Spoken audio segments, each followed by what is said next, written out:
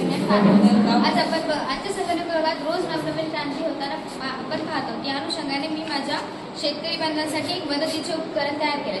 आज आपण बघतो की आपण प्रत्येक गोष्टीसाठी इंटरनेटवर अवलंबून असतो. मग ती बँक असो की संसद असो, इंटरनेट नसला की आपल्या सर्व गोष्टी खोळंबतात. पण माझ्या शेतकरी ही कामे नंतर होते, पण माझ्या शेतकरी बांधवांच्या पिकांना पाणी देणे थांबणे शक्य नाही. तात्काळ स्थितीत पिकांना पाणी देणे हे आवश्यक असते. आज आपण बघतो की मार्केटमध्ये अनेक प्रकारचे मोटार पंप अवेलेबल आहेत, पण त्या सर्व मोटार पंप इंटरनेटवर चालतात. डोंगर भागात, दुर्गम प्रदेशात 2-2 दिवस इंटरनेट नसते, सर्व्हरवर डाऊन असते. तेथील पिके वाळून जाऊ नये म्हणून हे उपकरण तयार केले. त्यामध्ये विदाऊट इंटरनेट वायफाय सतत कार्यरत राहू शकते. याच्यामध्ये आपण टाइम जर सेट केला तर आता मी मोटर चालू केली, 2 तासाचा टाइम सेट केला तर ऑटोमॅटिकली 2 तासांनी ती मोटर बंद होते. याची रेंज 80 किलोमीटर आहे.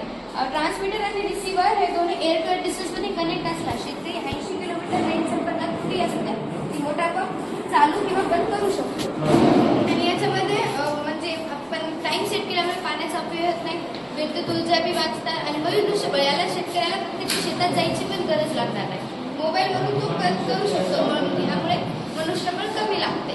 आणि याच्यामध्ये इलेक्ट्रॉनिक डिव्हाइस फार कमी यूज केल्यामुळे तांत्रिक बिघाड होण्याची शक्यता फार कमी. आता मी तुम्हाला प्रयोगाचे प्रत्यक्ष करून दाखवणार आहे. हे RFID रेडिओ फ्रिक्वेन्सी आयडेंटिफायर आणि मायक्रो कंट्रोलर चिप. प्रत्येक कॅम्प्युटरमध्ये आपण मायक्रो कंट्रोलर चिप यूज करतच असतो. हा आहे रिसिव्हर आणि हा आहे ट्रान्समीटर आणि हे रिसिव्हर. हे ट्रान्समीटरचा अँटिना आणि रिसिव्हरचा अँटिना. याला आपण मोटरचं कनेक्शन दिलेलं आहे आणि आपण याची कोडिंग सिस्टम वापरून एक ॲप तयार केलं आहे, सॉफ्टवेअर ॲप. ॲप्लिकेशन तुम्ही तयार केलं आहे? हां, कशावर केलं आहे? एआयवरून म्हणजे याच्या मदतीने म्हणजे काय यूज केलं? Coding system. Coding system. Coding system platform कोणतं वापरलं? म्हणजे ॲप्लिकेशन केलं तुम्ही कशातून केलं?